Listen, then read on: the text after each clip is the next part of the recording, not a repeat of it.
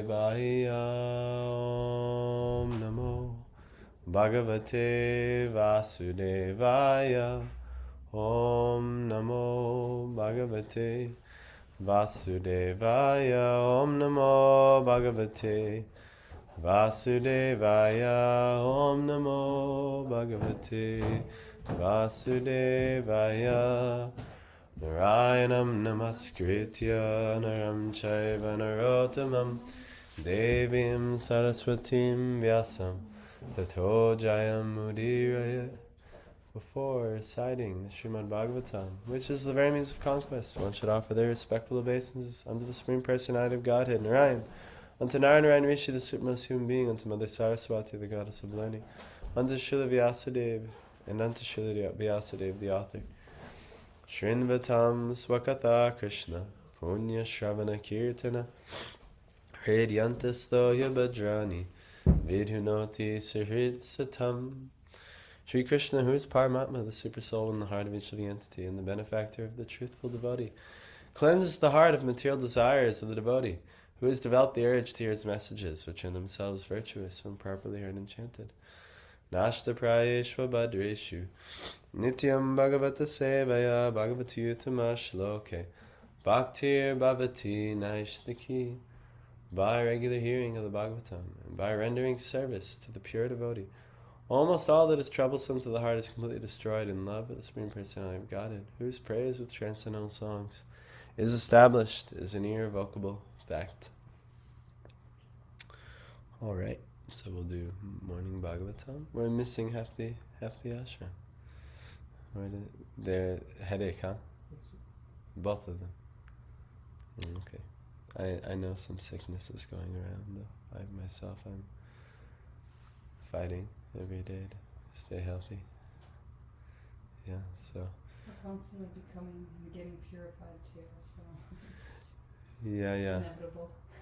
Yes, this world and its sufferings have a nice purpose for us to ultimately be purified of our kartritva abhiman, meaning the tendency to want to be the enjoyer, be the center, the enjoyer, our inherent envy and selfishness. So all of these little pokes and prods of material nature, they help us to realize, I'm not the enjoyer here. It's never going to be this way. And so we just need some nice cold splashes of water in our consciousness. So getting sick helps, and all kinds of suffering actually helps with that. Not pleasant though. But anyhow, that's our situation until we serve our sentence nicely. So we've been studying Srimad Bhagavatam. Maybe you're just kind of hopping in, so I'll tell you where we're at. We're right at the beginning of the Srimad Bhagavatam, but we're not in Canto 1, we're in Canto 2. And what happens in Canto 2 is the Bhagavatam actually begins. Canto 1 is an entire scene setting. And you could say the Bhagavatam begins because for the sages of Naimisharanya, the Bhagavatam begins from them. And so they're going to hear about how the Bhagavatam came to be. And the whole first canto is setting the scene for how the Bhagavatam is to begin. So Canto 2 starts with Shukadeva Goswami arriving on the scene. Maharaj Parikshit, right at the end of Canto 1, he asks some nice questions. Do you know the main questions? Please tell us. I don't know questions. Okay, Partha, you can tell the questions. What's the duty of every man at every given point of time, especially the man who is going to die? Yes. What is the duty of a person, of all persons in all places and in all times, and especially what is the duty of one who is about to die? So he actually answered that question in one verse, actually. But do you know what was you tell us what is the duty? You should always hear, chant, and glorify the names of them. He said to hear, glorify, which is to chant, and and to remember the Lord. So this is the main duty for all persons in all times and in all places. So actually, if we know this as devotees, so this is what we do in our life. So every day, there are 5 main limbs of devotional service that they're the final limbs mentioned in the Bhakti Rasamrita Sindhu, or Srila Prabhupada is in prose translated out as the nectar of devotion. You know what they are? I know you know what they are, but do you know what they are maybe? Yes, but no as well. They're included. A special type of Shravana is there. These are the 9 main processes of bhakti. They're the first limbs, but actually there's 5 that are super important and should be done every day. And these 5 actually our morning program, and Srila Prabhupada's morning program has emphasized these 5 things that in all of his temples and everything he's done in ISKCON, and even everything done by the Gaudiya Math through Bhakti Siddhanta, it's highlighted these 5 things. Do you know?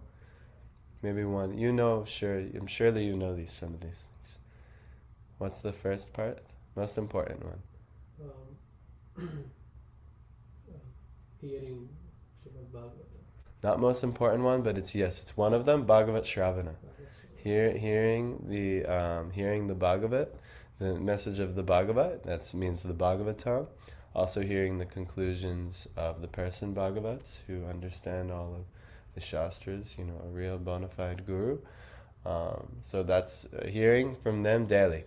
Every day, if it can be done.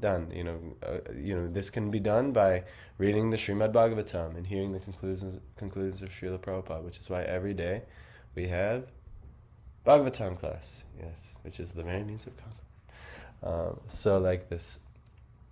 So that's not the most important one, but it's one of them. What's the most important one? Sadhu Sangha, yes. Because in the midst of sadhus are ones who are enlivened in fully living by the truth, by sat. These are the devotees. By living amongst being amongst such personalities, the reason it's most important because in the association of true sadhus, all of them will all be accomplished. So it's the most important. So it's very easy when you associate with sadhus. It's just boom, they will almost by force, but just by their association, they will heavily encourage, and then an ordinary person actually can't tolerate the association of a sadhu. It's just too much. They have too many attachments, and they're like, no, I have to go do this. I can't do this program. No, thank you. I have to go here, there, or the other thing. But if you can get in sadhu sangha and you realize the benefit, like Maharaj Parikshit and everyone, he went and he was fasting before death and he's ready, and then all the sages came and he's like, oh, this is great, and he's serving them, greeting them, and the next thing you know, Shukadev Goswami, and then it became perfect. Sadhu Sangha was there. Then the next thing he did was some Bhagavat Shravan, he wanted to hear, and so he's asking questions before Shukadev Goswami. So Sadhu Sangha, service. So Sadhu Sangha, not even service yet. These are all services. These are all devotional services. There's 64 limbs. These are the final 5 of the 64. And so first, Sadhu Sangha. If you can get in Sadhu Sangha every day, you're in great fortune. Second is Bhagavat Shravan, he said, but actually the second most important one is Nam Sankirtan. So the glorification of the holy name, actually in groups. Sankirtan means in Sangha as well. So, but Nam Sankirtan, every day we should gather with the sadhus and do kirtan, glorify the Lord, or hear the glorifications of the Lord. So in that will become Bhagavat Shravan. So next will come Bhagavat Shravan. So Bhagavat Shravan is hearing the message of the Bhagavat, hearing Srimad Bhagavatam, and or the some other conclusions that may be found in relation to the Bhagavatam. And then, there's 2 more. You do them, we do them. We did them this morning. Worship. Archana Vigraha, yes, the worship of the deity. Good morning, Frida. So, Archana Vigraha, yes, the worship of the deity. And the last one is more subtle and it's not so easy. And it's easily accomplished if you live in such a place. But here, it's called Dham Seva. So being able to serve the holy Dham, even actually just by worshipping Tulsi. And Tulsi Devi is such that any dirt that is nourishing her is actually the dust of Raj, because she's the presiding goddess over Raj. So even that, just by touching the dirt of Tulsi, putting it to the head, you are taking the dust of Raj. So you could say it's a Dham Seva. But actually, Dham Seva really means residing in the Dham. And, and with all the other ones, Sadhu Sangha, Nam Sankirtan, Bhagavat Shravan, and Archa Vigraha, the perfection is there. Now, what do we do? I don't live in the Dham. I have to get a visa to go to the Dham. I have to go 6 months, things like this. So Srila Prabhupada has made concession that his temple, anywhere where the Lord is worshipped, is anywhere even chanting Hare Krishna is there, can become the Dham with the right consciousness. Good morning. So that's our program. We've set up a little Dham here in Syracuse. So Seva here in Krishna's Dham, especially if we, it's our job to uphold that standard that this is a Dham. But that's the best we can do with that one. Ideally, though, you can go to Sri Vrindavan Dham, Sri Navadvip Mayapur Dham, or Sri Jagannath Puri Dham, and immerse yourself there in the association of sadhus, and you'll make the most benefit that way. But even here at the local temples or the local centers that Srila Prabhupada and Srila Bhaktisiddhanta and our acharyas have set forth all over the world, they can act as a Dham. And they do act effectively. You've probably experienced in your life, you were one place, and then all of a sudden you popped in a Krishna house here or there or the other, and you're like, wow, oh my God, I'm so happy I'm here. I feel so much saved from so many things that were going on, outside.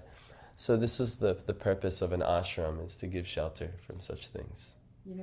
As soon as we talked about me taking my dad to the Holy Dham or the temple for the first time, after that conversation we had, he actually called me and said something about it. Oh, really? Yeah. So just see, he's the ethos, and he's feeling connected. And then he, even so much so psychically, he was like super soul inspired him to call. So that's very good. I look forward to hearing your progress with his, opening up to such a beneficial thing in his life. So I'm really happy. So, but before we read, we'll do Mangalacharana. We'll chant some mantras. I will put them right here. So maybe small review. What are the 5? It's most important. Sadhu Sangha. And second most important, also really top most important, it's the Yuga Dharma. Nam Sankirtan. Then Bhagavat Shravanam. Archa Vigraha. And Holy Dham. And Dham Seva. Dham Seva. Yes. So these are the 5 and very important daily activities that should be done. And so the devotee, if he doesn't live in a temple, he'll make his own home a temple. And so then like that, all of them can be accomplished there. So this is one of the goals of any Krishna conscious center, is to be a place where these 5 things can be upheld every day. We try to hold that standard here in Syracuse. At least when I come, that's one of my goals. And then, and we've had really nice experiences with different sadhus coming and nice devotees coming and so on, that way. So, oh man, let us chant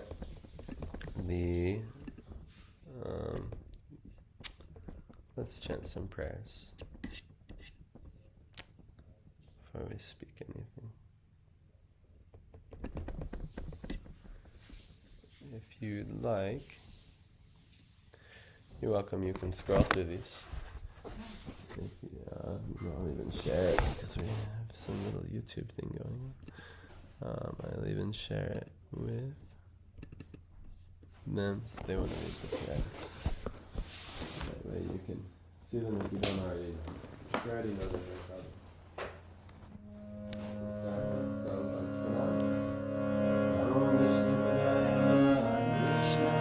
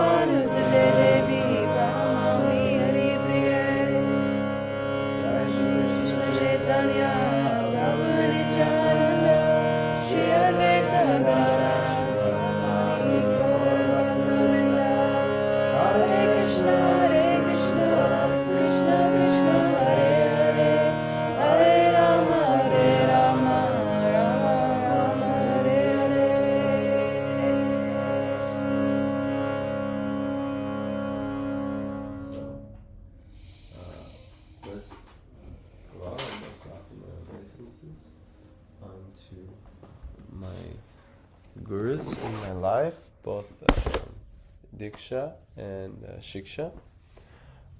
And then I'd like to offer my obeisances unto all of the Gaudiya Guru Varga, from which has brought this inspiration in, through my gurus to me, and all of them, coming from Krishna himself. And finally, I'd like to offer my obeisances unto all of the Vaishnavas, all two assembled here in the morning. Thank God you came, Mimi, because it would only be one this morning. So all two who are assembled here in Mantra Central. And but actually all living entities are in the future going to be Vaishnavas. At some point, it's the destination of all souls. So actually to all living entities, so that could be included when we chant Vanchakalpa Turubhyascha Kripa Sindhubhyevacha Patitanang Pavanebhyo Vaishnavebhyo Namo Namaha. So we are reading Srimad Bhagavatam. We'll continue reading Srimad Bhagavatam. It is, even if there was nobody here, this is just an excellent activity to do. And also for me, it's a nice, unique service because I get to glorify the Bhagavatam in the form of giving class, which is kirtan actually. So I get to, and you only can be eligible to do kirtan when what happens first? You hear. Yeah, Shravan. Without Shravan, kirtan, what can you glorify without first hearing? So this is through hearing Srimad Bhagavatam from my teachers over the years. I'm going to share whatever small gift they have given me. But I'm hopefully I can be their instrument. So let's let Srila Prabhupada do the explaining though, and I'll just maybe share maybe a little realization on what he's already said. So let's start. We're on text 12, but what we did yesterday, last 2 days, is we went over the verse of 2:111, where Shukadeva Goswami, after telling the main thing that everyone should do, he's highlighting this process, Nam Sankirtan. He says, "O king," he says, "Nam Anu Kirtanam." Anu means after following in the it means to follow, Anu. The soul is actually considered to be Anu. Why? Because it's meant to follow the Lord.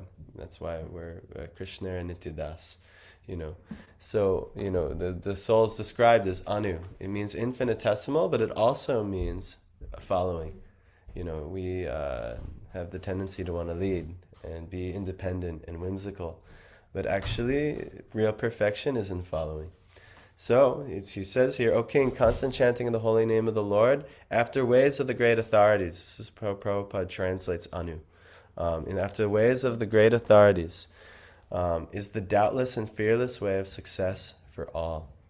You'll have no doubts, no fear if you follow after the great authorities, including those who are free from all material desires, those who are desirous of all material enjoyment, and those who are self-satisfied by dint of transcendental knowledge. So whether you're free from material desires, whether you're completely steeped in material desires, like most people of this world, or even if you're self-satisfied due to some type of transcendental achievement, like even in other yoga schools and mystic schools, they might reach a level of self-satisfaction, a state of nirvana or a state of samadhi. But even in that state, this constant chanting of the holy name after the ways of the great authorities is the doubtless and fearless way of success. And this was exemplified by Shukadeva Goswami himself. He was born fully liberated, but when he heard the verses of the Bhagavatam being chanted in the forest, he was so attracted. He was committed to running away from his father and family and everything, but then all of a sudden he heard that and he's like, I need to know more about this. I need to know more about this personality being described in these verses. So he came back and he heard the whole Bhagavatam from Srila Vyasadeva, and then he became the Bhagavatacharya, who was to recite the Srimad Bhagavatam before everyone.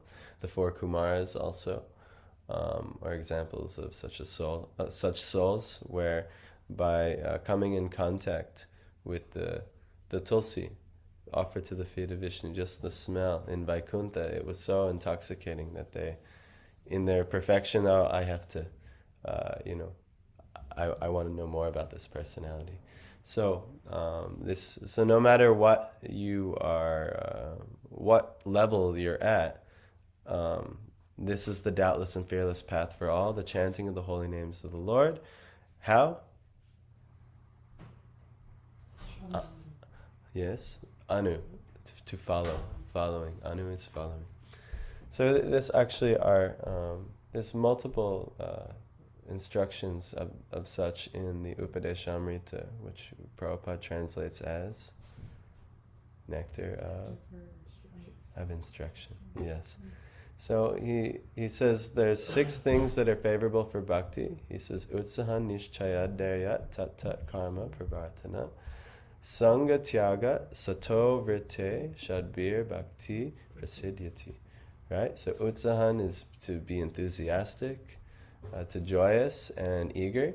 Nishchaya, to be fully fixed and determined, following the proper program and not deviating at all.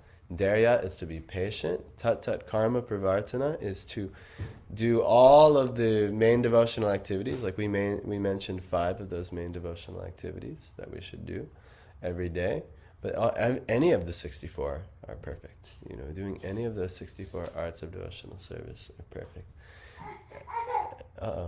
And then sangha tyaga, giving up worldly association, renouncing it.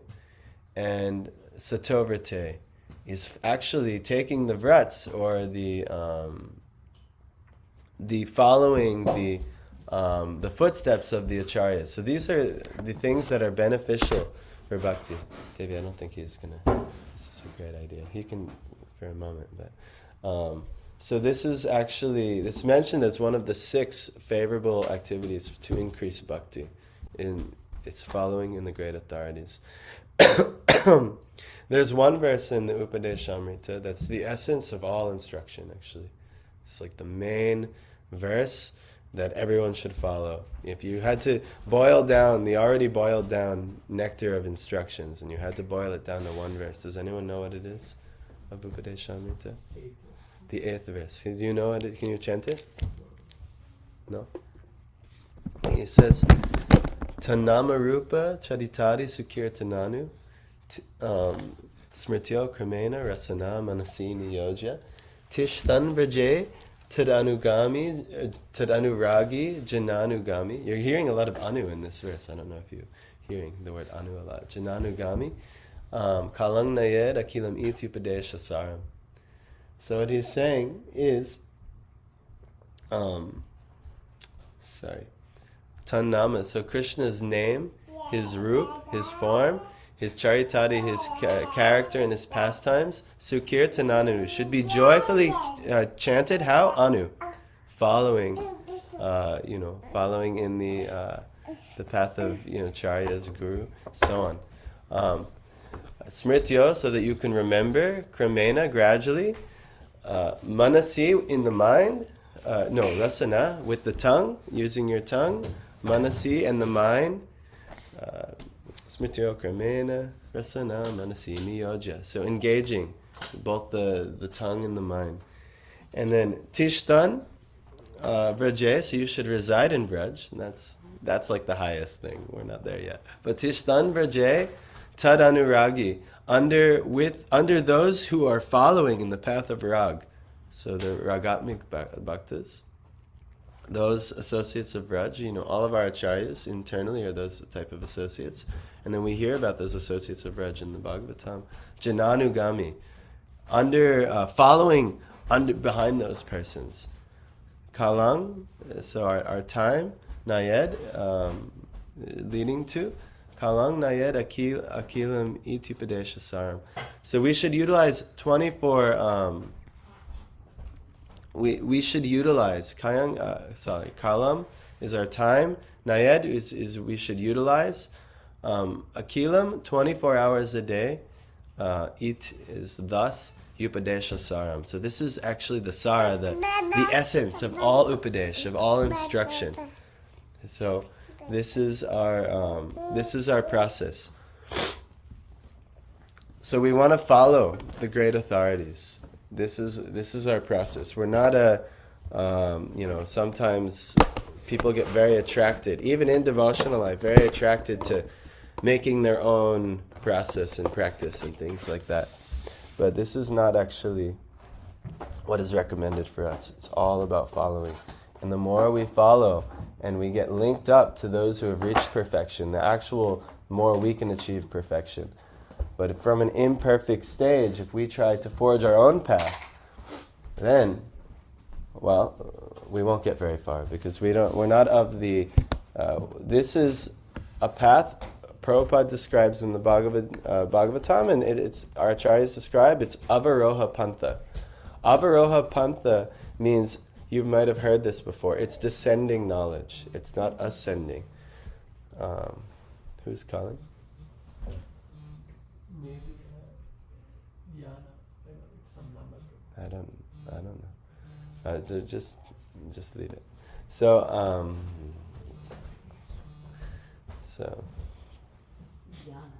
I don't know. No, I don't know a Yana. Yeah. I actually know one Yana from down south where Mimi used to live, or is living. I don't know. So anyhow, so this is our path of great authority. We follow in the path of the great authorities, and so this there is no other way. So we're Avaroha Pantha. We take the descending mercy, and we try to be recipients of that mercy. Instead of the Aroha Pantha, which are the first three paths of yoga Krishna gives, Karma Yoga, Jnana Yoga, and Ashtanga Yoga, these are all Aroha Pantha, means they're like self-elevation. And you can make some progress that way, but you're not going to make very much progress right away. But Bhakti is a complete Avaroha Pantha, meaning a path of descending mercy upon us, and all you have to do is just get in the, there's a huge flow of water coming, and all you have to do is just hold your cup there. That's all you have to do. And so instead of, the other paths are like digging very hard for wells and things like that, but the bhakta is very smart. He's, I don't want to spend all this time and energy, right? We say atyahara, to overconsume, prayasas, to over-endeavor. I don't want to make all these over-endeavors. The bhakta, he just says, I'm going to go where the authorities have already reached perfection. I'll just hold my cup here and I'll fill. What a great reservoir, Krishna says in Bhagavad Gita, what a small well can provide, a great reservoir of water can easily provide, right? So similarly, the bhakta, they know this. So they follow avaroha panta, so they do this after the ways of the great authorities. So this is the doubtless and fearless way of success for all, including those who are free from all, and no matter where you are. So we ended there, and Prabhupada, in his purport, it was so beautiful. He went through all of the offenses to the holy names. As these are the 12 tears of envy, or not 12, sorry, 10 tears of envy that are blocking us from really attracting the holy name and really attracting Krishna. There's certain, like let's say, Mimi is coming to Mantra Central for the first time. And Mimi comes here and we're like, oh, Mimi, yes, come. And then as soon as Mimi gets here, we just try to exploit Mimi. We say, oh, Mimi, clean our bathroom for us. Mimi, do this, that, and the other. And so Mimi, out of good character, might actually do some of the activities. But in her heart, how could she feel good about that? Like, oh my God, is that all they wanted me to come here for? To scrub the bathroom walls or something like that? Yeah, you'll feel like, oh, a little hurt. But actually, we do this to Krishna. Prabhupada mentioned in the purport how our chanting of the holy name, oftentimes, it's so filled with material desires. We're asking Krishna to be our order supplier, So it's like we're inviting Krishna, Hare Krishna, but then all of a sudden we're saying, yes, now Krishna, do this for me and do that for me and arrange this and arrange that. And so all of these offenses to the holy names are slight envies of Krishna and not feeling, wanting more from Krishna, wanting, and not just more, we're wanting things that actually aren't really even helpful at all for us, and wanting to kind of abuse God as, our servant. Why? Because we're envious of the position of God as the actual controller and the enjoyer, and it's not us. We're Anu by nature. The soul is considered Anu. We're meant to follow. But what do we do instead? We want to rise, in this material world at least, the souls, conditioned souls, they try to rise to positions of control and enjoyment. But actually, this is the foolish ignorance. So these offenses are all tears of how we are carrying that ignorance and trying to impose that upon the holy name and upon God. So naturally, it's not so attractive to Krishna. It's like, oh, this one just wants to exploit me for this, that, and the other, and he helps us and he gives us things, but because he's loving to us, he can't give us things which are going to further us in that ignorance. So he has to do so in such a very delicate way. And that's our experience of Krishna consciousness, going through this anartha nivritti stage for overcoming the offensive tendencies. This is mentioned in Shikshastakam at the final line of the second shloka. Durdayava midushami hajani nanuragaha.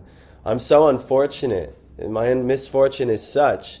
Idvisham. Ihajani. So in this world is born nanuragaha. Again, this word anu. Nanuragaha. No attachment to your love. So this is our problem, actually. So, very important, we take this anu. I'm anu. I'm following. I'm the servant of Krishna. I'm the servant of Krishna's devotees. I'm not, I'm not some enjoyer. I'm not some controller. So we should be very mindful in our practice. And what will come from that, the whole Shikshastakam is the instructions on Shiksha, on how to chant the holy name. And then what will happen? He is saying, Nayanam galadashrudadaya, vadanam gadgadarudaya gida, pulakernichitam vapukada, tavanama grahane bhavishyati, right? Nayanam, when from my eyes will there be torrents of tears? When will my voice tremble at the recitation of your holy name? And when will my hair stand on end at such recitation of your holy name? So this is actually the symptom of when actually these clouds of offensive have gone away. But where we want to be and where we are, there's a process to get there.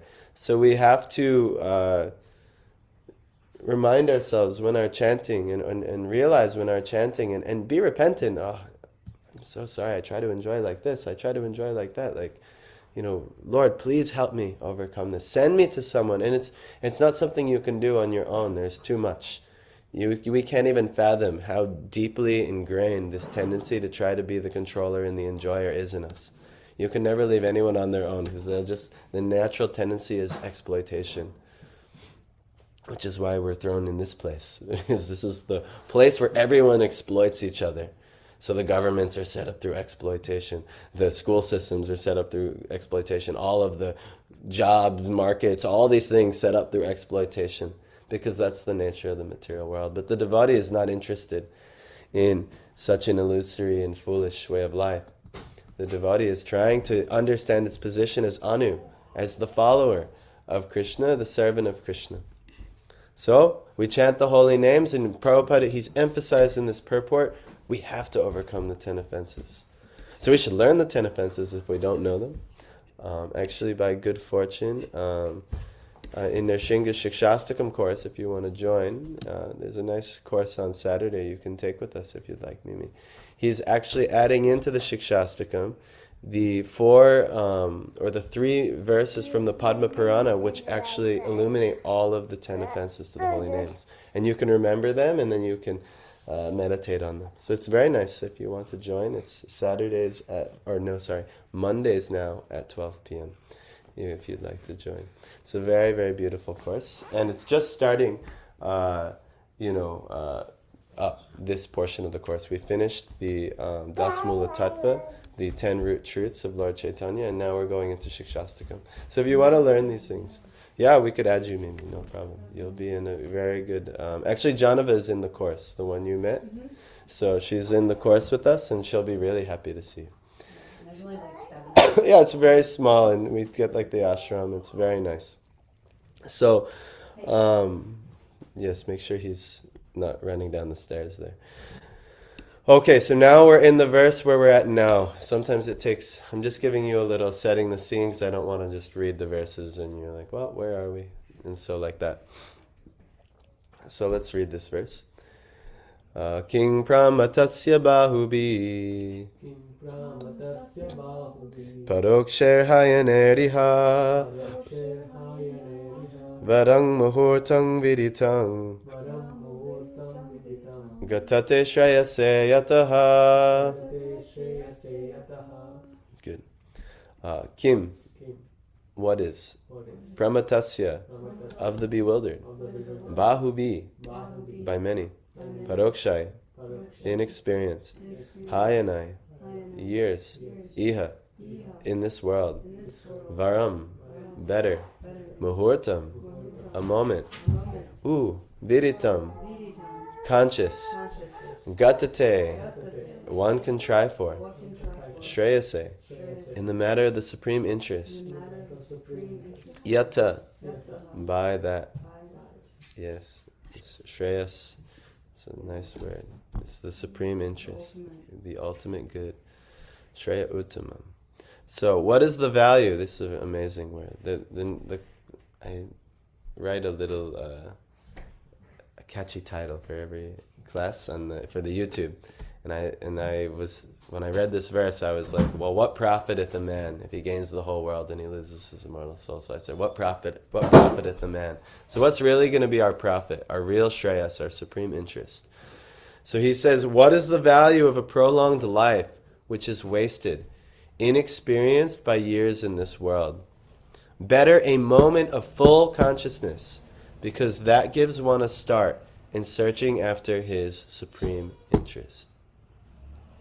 So what is the value of a very long life which is wasted, inexperienced by years in this world. Everything you do, even every health regimen we do, every type of, career regimen we do, every type of relationship regimen we do, anything that we do is all and even if we do it for a very prolonged life, 100 years, 120 years, some people, it's possible.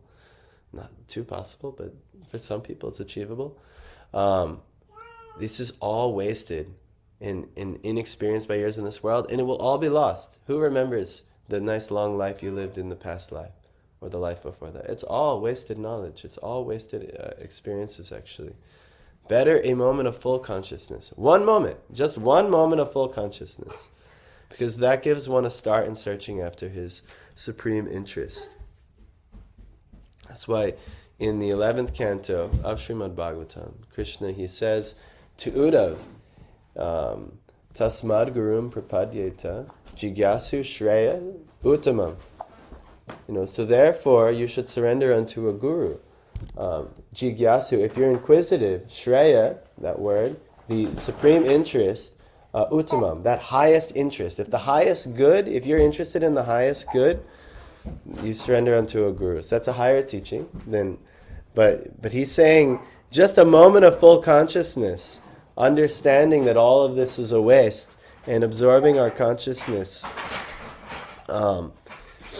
in the Lord, that will give one a start in searching after his supreme interest. So this is what Shukadeva Goswami is saying right at the beginning of Bhagavatam. And so let's hear what Prabhupada has to say. Srila Shukadeva Goswami instructed Maharaj Parikshit about the importance of the chanting of the holy name of the Lord by every progressive gentleman. In order to encourage the king, who had only 7 remaining days of life, Srila Shukadeva Goswami asserted that there is no use in living hundreds of years without any knowledge of the problems of life. Better to live for a moment with full consciousness of the supreme interest to be fulfilled. The supreme interest of life is eternal, with full knowledge and bliss. Those who are bewildered by the external features of the material world are engaged in the animal propensities of the eat, drink, and be merry type of life. Are simply wasting their lives by the unseen passing away of valuable years. So, Jesus, he said, what profiteth a man if he gains the whole world, but he loses his eternal soul? This is what's happening to everyone. They're spending, and even the great yogis or very sattvic people, they're actually still wasting the whole life and having very little or no time of actual consciousness, of understanding that this eat, drink, and be merry and this sense satisfaction will do nothing for them ever. So it's a huge problem for everyone. But they're simply wasting their lives by the unseen passing away of valuable years. We should know in perfect consciousness that human life is bestowed upon the conditioned soul to achieve spiritual success, and the easiest possible procedure to attain this end is to chant the holy name of the Lord. In the previous verse, we have discussed this point to a certain extent, and we may further be enlightened on the different types of offenses committed unto the feet of the holy name. So really achieving the Lord's mercy via chanting his holy name, this is our best bet here. So Srila Jiva Goswami has quoted many passages from authentic scriptures and has ably supported the statements on the matter of offenses at the feet of the holy name. From Vishnu Yamala Tantra, Srila Jiva Goswami has proven that one can be liberated from the effects of all sins simply by chanting the holy name of the Lord. Quoting from the Markandeya Purana, Sri Goswamiji says that one should neither blaspheme the devotee of the Lord, nor indulge in hearing others who are engaged in belittling a devotee of the Lord. So he's going back to this, I think he's going through all of the offenses again. We just did it in the last purport, and Prabhupada is saying how important it is. We have to do it again in the next purport, in a more elaborate way. Now going to the explanations of our Srila Jiva Goswami.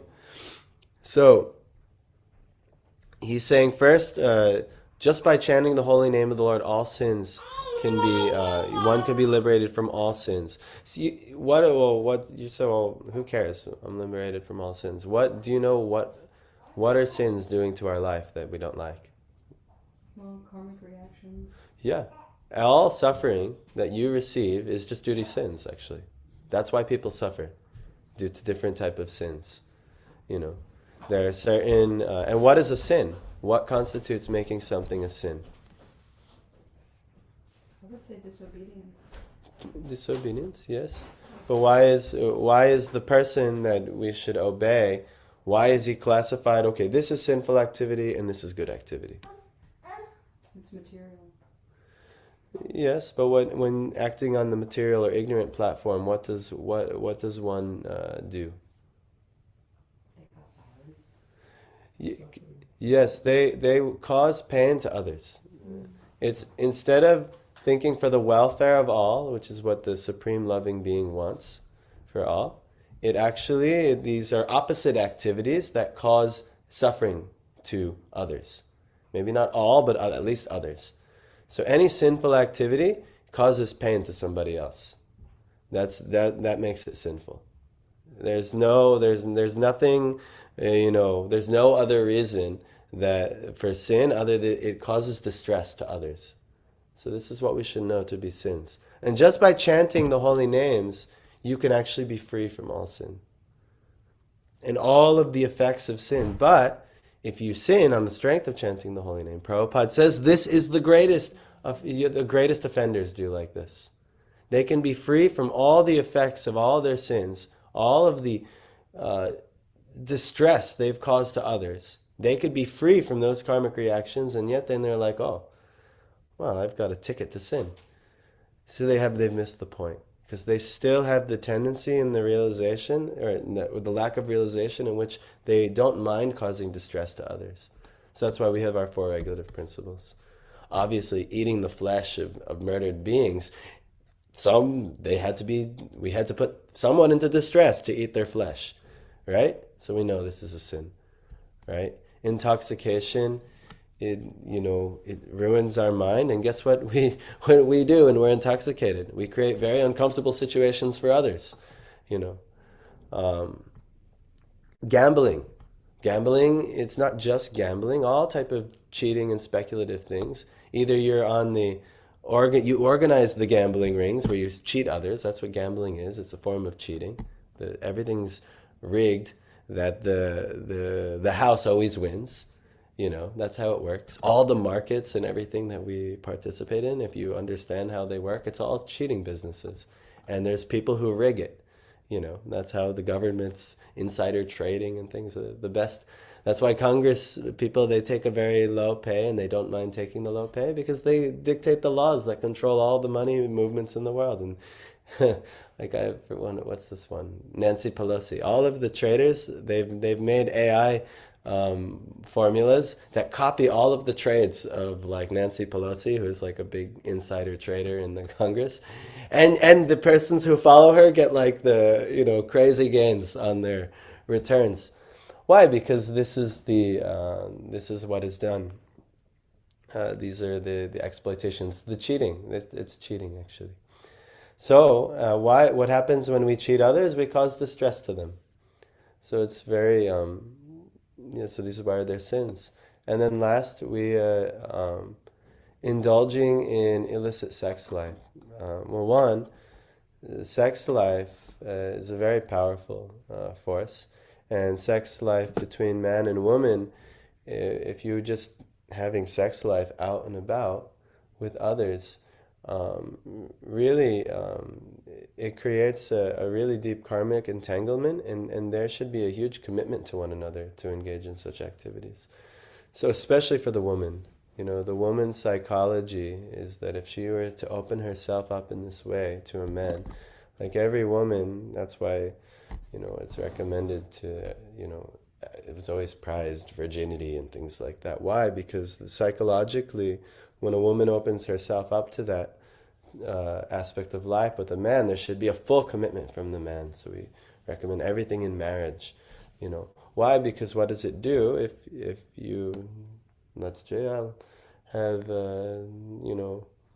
sexual relations with this person, and then I'll move on to the next thing.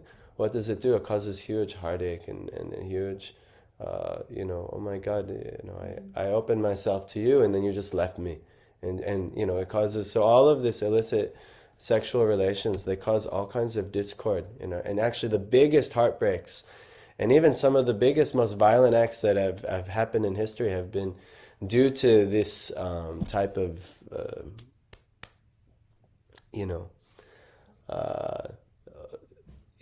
heartbreaks that happen between man and woman when we don't follow the religious codes of committing to each other via marriage. So this is why illicit sex is also sinful, because it causes great distress, and to when one opens oneself in this way to the other. And men are also similar. We're also very sensitive, and we want a commitment from our partner. Even though in ancient times a man may have had multiple wives, they have that same need for commitment. It's not just have all kinds of illicit activities all around. Even if they did have multiple wives, it would be very consistent, in their multiple wives. So anyway, that's not so important. But these are things are sins, because they cause distress to others. And the Lord is giving us a ticket to we've caused so much distress to others already in this life. Like, how many people have we annoyed in this life? I'm always speaking, and then if I'm a little too harsh or a little too strong, and I step on people's toes. It's my tendency. My wife always lets me know if I do. Like this. But think about it, these are all sinful things that we cause distress to others. And we have an easy way out. And yet we think, oh, perfect. So now I don't have to worry, I can keep sinning. But no, this is not the mentality. This is offensive mentality. We should want to rectify ourselves of such things. So, quoting from the Markandeya Purana, Sri Goswamiji says that one should neither blaspheme the devotee of the Lord, nor indulge in hearing others who are engaged in belittling a devotee of the Lord. So we shouldn't even hear criticism of a devotee, or we should make it well known, I'm not interested in hearing this. This is not at all beneficial for us, for you, for us. This is going to destroy our lives, actually. It can also be like a pinball effect too, because someone could blaspheme a devotee. Yes. And then you could be open about, hey, I can't be around you blaspheming the devotee.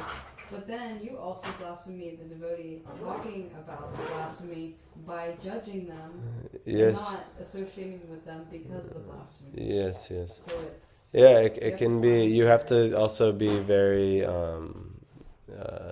very careful. We should also understand also what type of devotee,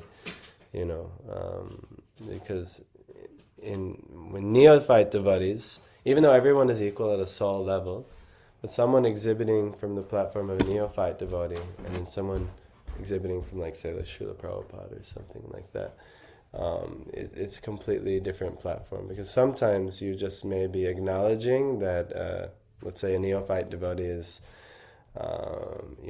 really likes, electric guitar or something like that. And you may, I don't really like electric guitar. Like, I prefer my kirtans the traditional way or something like that. And you might say something like that. And then in our neophyte stage, that devotee may get very upset. How could you say, don't you see the electric guitar? Look at the glories of the electric guitar. And, and they may feel very strongly about the electric guitar. And then all of a sudden, next thing you know, there's a quarrel, an unnecessary quarrel that has taken place. But these things aren't so, prominent. But, and it's even mentioned that because in the neophyte stage, we're prakrita bhakta, we're still on the material, we haven't actually achieved the Vaishnava status yet. And really, Vaishnava status is achieved at Madhyam, when one is really sincerely looking into achieving their ultimate good, and Uttam. So these devotees especially. But when and these devotees don't blaspheme other devotees. So you can actually chastise a devotee, depending on the position. You can't just be like a junior to a devotee. But let's say I'm in the so-called position of ashram leader, and I hear Parth and Divyanshu blaspheming devotees. If I chastise them, it's good actually. It's good for them, it's out of affection, it's the proper position for them. But if I hear, let's say, my seniors, or at least by age and stature, and I hear them blaspheming devotees, if I then take position of leader and say, no, you're blah, blah, blah, it's actually, then it could be a problem. Then it could cause some pinballing. Better, you just leave the place. I have to go. You know, you just say, excuse yourself somehow and leave. What Raghunath Bhatta Goswami used to do when he heard blasphemy of any devotees, does anyone know what he used to do? You've heard, Parth? I must have, but Yes, he used to close his ears and he'd say, everybody is doing bhajan except for me. That's what he would say. He would close his ears and say, everybody's doing bhajan except for me. And then he might walk away. Why? Because he didn't want to hear any criticism of anybody. And because he didn't find, and he, emphasized the very important thing that we should focus on ourselves. Everybody else is doing their spiritual bhajan except for me. I'm caught up in the material modes of nature. Because this is actually what really should happen, is leading by example. We shouldn't criticize anybody. We should, if we're going to criticize anyone, look what we got going on here. We've got a whole heck of a lot going on here. So, like that. So we should be very mindful. We'd never want to hear criticism of devotees, and if we do hear it, we just, everybody's doing bhajan but me, and then just excuse yourself. And if anything, they might not think you're offensive, they might just think you're weird. But that's fine. It's good. So you get out of that situation. Because it's not good to hear criticism of devotees, and especially ourselves. We should really not try to criticize anyone for anything. Now, that being said, we do also always want to try and defend and preserve the integrity of the devotees, and especially the pure devotees. So if that happens, if somebody openly blasphemes them, there's 3 things mentioned in the scriptures that you can do. Most people choose for the second thing. But the first thing is to cut out their tongue. If somebody were to blaspheme a pure devotee, and but that's not so available in our society. The second thing is you should just leave. And then the third thing, if you can't do any of that, you should just actually kill yourself. Because it's better to die than to experience accepting the blasphemy of a pure devotee. And some devotees are willing to put their life on the line to defend. I mean, even, Jesus, for instance,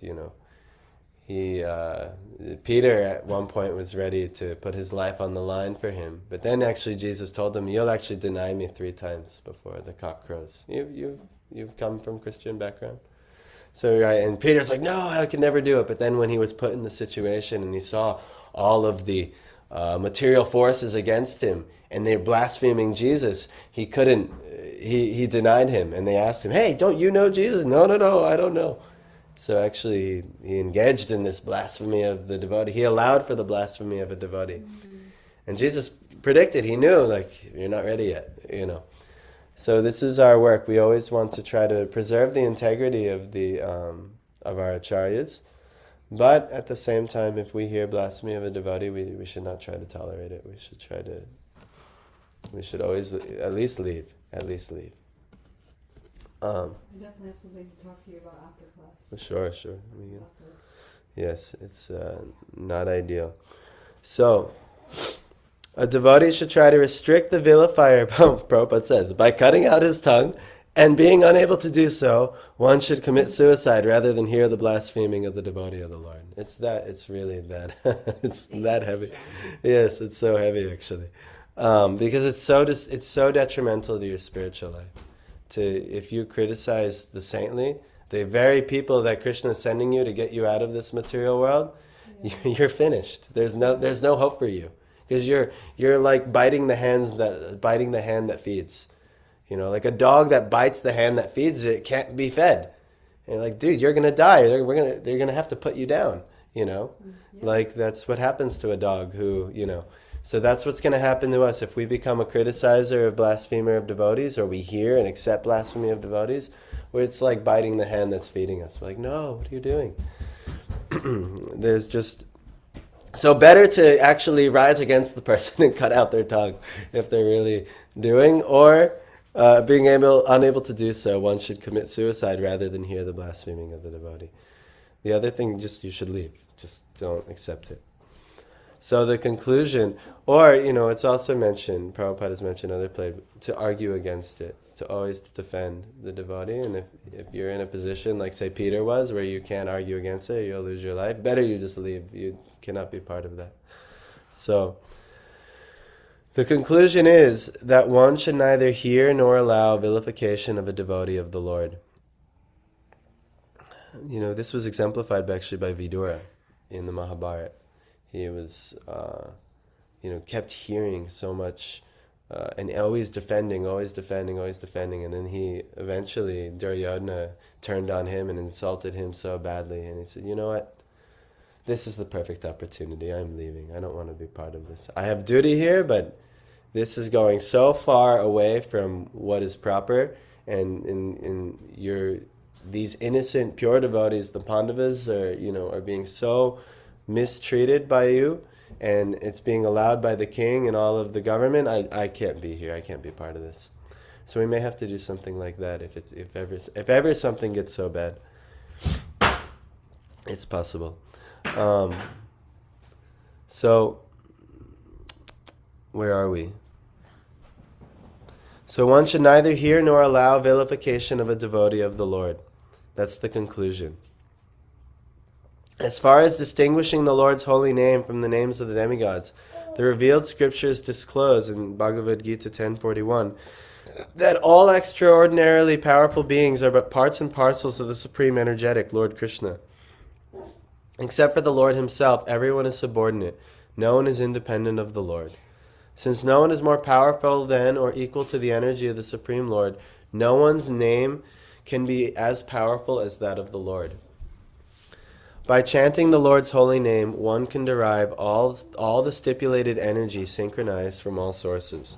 So you don't have to do, I got to do my Ganesh mantras, I got to do my Shiva mantras, I need to do my Durga mantras, and then, like in astrology, they'll promote different mantras. Oh, you're afflicted here. We'll chant to Venus. I should chant to Shukracharya. I've never done it because I got the holy name. I'll be fine. And if I'm supposed to have an afflicted Venus, if Shukra has a problem with me, which might be the case, it will be good for my ultimate growth in my spiritual life. So with the devotee, we accept these things, and we chant only the holy names of the Lord. Like even all the bhajans we do, we say, well, I heard you this morning. You chanted this bhajan, you chanted this bhajan, and then this bhajan, and this bhajan. All of these bhajans are either composed of holy names of the Lord or honoring the personalities who are actually spreading of the holy names of the Lord. Everything's meant to enhance the chanting of the holy name. And in this way, it's all favorable. Like we say, why ever honor Guru? Because Guru is the very life force of chanting the holy name of the Lord. There's so many verses like that. We won't get onto all of them. There's many verses that are saying like this. So we should understand. That's why the first offense is never let the pure devotee be criticized, because that's our very life source. And then the second one is to never minimize or give some material distinction of the holy name, and compare it to any other demigod's name or something like that. So by chanting the Lord's holy name, one can derive all the stipulated energy synchronized from all sources. Therefore, one should not equalize the supreme holy name of the Lord with any other name. Brahma, Shiva, or any other powerful god can never be equal to the Supreme Lord Vishnu. The powerful holy name of the Lord can certainly deliver one from sinful effects, but one who desires to utilize this transcendental potency of the holy name of the Lord in one's sinister activities is the most degraded person in the world. Now he's going to the seventh offense of the holy name. If you don't realize that how fortunate you are to be free from sins by just chanting the holy name, but then you want to turn and you have no problem causing... Because what are you doing? When you make an offense to any other living entity, you make an offense to God. You make an offense to Krishna, because Krishna is within the heart of every living entity. So we should, that's why, Trinadapi Sunichena Turapi Sahishna. Amanina, be free from pride. Manadena, learn how to respect all others. Kirtaniya Sadahri. And then you can chant the holy names of the Lord constantly. We have to, that means get rid of sinful activities. You cannot continue sinful activities because you like them. Because what are sinful activities? These cause other living entities suffering, which in turn means you cause God suffering. You cause Krishna suffering, which in turn means this is like the prime offense of the holy name. You're calling to Krishna, praying on how I can cause you suffering. Krishna, please allow me to cause you suffering. How sadistic, how messed up is that actually? We're causing Krishna a lot more suffering than our own suffering. Yes. And we're only suffering due to the reactions of causing other suffering, And when we cause someone else's suffering, that's a reaction, But this is how foolish we are, when we do like things like this. So we must stop. We must stop our sinful activities. What are you looking for? The needle fell. Great. All right, so we're almost done anyway. So, such persons are never excused by the Lord or by any agent of the Lord. Hare Krishna Divyanshu. Or any agent of the Lord. One should therefore utilize one's life in glorifying the Lord by all means, without any offense. Such activities of life, even for a moment, is never to be compared to a prolonged life of ignorance. Like the lives of the tree and other living entities who may live for thousands of years without prosecuting spiritual advancement. We should understand the implications of this. In this verse, even just by one moment of full consciousness, one moment of glorification of the Lord, it's better than a whole life of doing pious good activities, a whole life of developing a meditative practice, a whole life of doing yoga, a whole life of doing good dharma in this world. Even by one moment of glorifying the Lord, it's better. It's better than a whole life. So you could do so many things in your life. And that's why the devotees, we get out there and we do push the population a little bit. Come to the temple, things like that. And we don't mind stepping in the way of their material life a little bit, just to be like, hey, are you sure? Come, check this out. Why? Because we know it's the ultimate compassion for them. That right now they're on the track to waste their whole life, and that just giving them one taste, one moment's association in the process of glorification of the Lord, we are bringing perfection into their life. That's why Harinam Sankirtan is so important, just to go out and share. Oh, look, they're glorifying the Lord. They may not understand what they're experiencing or seeing, but how merciful it is. That we're, just for a moment, they're just looking and what are those people doing? And they may not realize what it is. But we're offering them perfection, actually. That's how, it's a very grave situation. So even no amount of piety, that's why Raghunath Das Goswami, he says, Nadarmang Shrutigana Niruktam Kila Kuru. Don't worry about dharma or adharma, that's mentioned in the Vedas. We're like, what? He's saying, don't worry about what's mentioned in the Vedas, doing one's dharma. I swear, Bhagavad Gita, the whole first portion is about that. They say, no. But then he says, Vraje Radha Krishna Prachada Padicharya Mihatanu. So he's saying, in Vraj, Radha and Krishna, intense service to them. Instead, you should do that. So it's a little bit on a higher level, right? He's in Vraj, he's chanting this Mana Shiksha, like this. But where we're at, we're kind of on the Sankirtan movement of Lord Chaitanya here. We're out, we're not in the Dham, we're not fully immersed, we're coming out of the material world. So we have to learn the processes. That's why he says right after that, Shachi Sunum Nandishwarapati Sutatve Guru Vadam.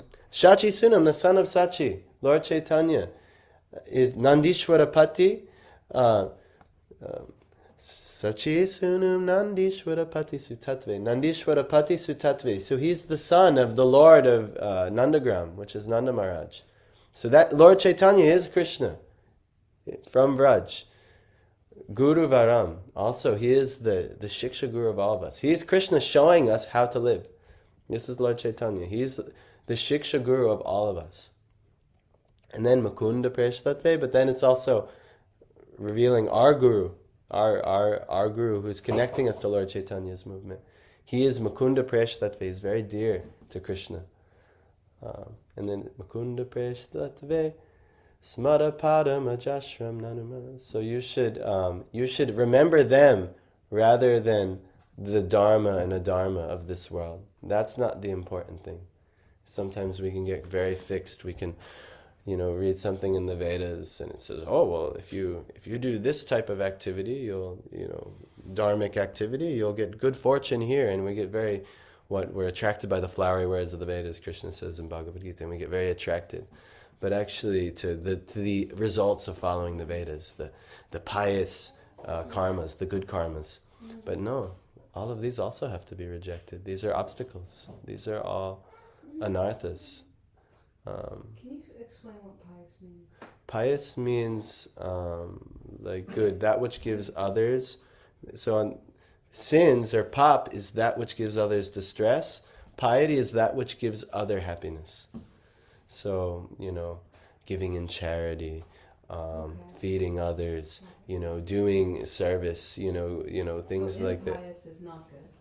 Of course, impious is impious is not good. Okay. Yes, and pious is that. So if we know that sin causes others distress, that's not good.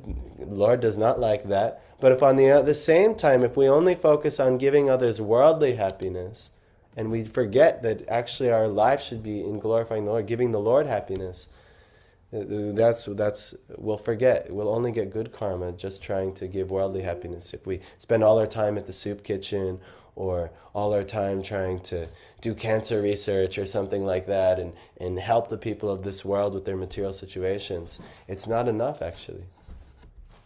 We really need to do a better, instead of a whole lifetime of that, better one moment of glorifying the Lord. One moment being a part of these 5 processes we do here every day. One moment in Bhagavatam class or the chanting of the Mahamantra is better than a whole lifetime of these other activities, of good karma. So we have to know. That's what Shukadeva Goswami is saying in this verse. Again, we'll read it. What is the value of a prolonged life which is wasted, inexperienced by years in this world? Better a moment of full consciousness, because that gives one a start in searching after his supreme interest. And what is the activity of full consciousness mentioned in the previous verse? The constant chanting of the holy name of the Lord, the glorification of the Lord. Prith, don't let him abuse you. So, like this. So, Grantharaj Srimad Bhagavatam Ki Jai. So we'll finish there today. We can continue on Thursday morning. And then we have to go for the weekend for Rath Yatra again. But yeah, we'll continue on. And now we'll open the deities and do kirtan. So thank you all for joining. Hare Krishna, thank you so much if anyone listened online. And Haribol.